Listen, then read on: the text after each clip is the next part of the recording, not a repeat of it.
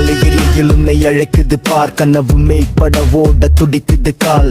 வியர்வை சிந்தாமல் வெற்றி இங்கே கிடைக்காது, வேடிக்கை பார்ப்பவனுக்கு வரலாறு இருக்காது. சுத்தி இருக்கிற கூட்டம் உன்னை கேலி பேசும், சொன்ன பேச்செல்லாம் காற்று பறந்து போகும், நீ அமைதியாயிரு. உன் உழைப்பு பேசட்டும், நாளைய உலகமும் பெயரை பாடட்டும்.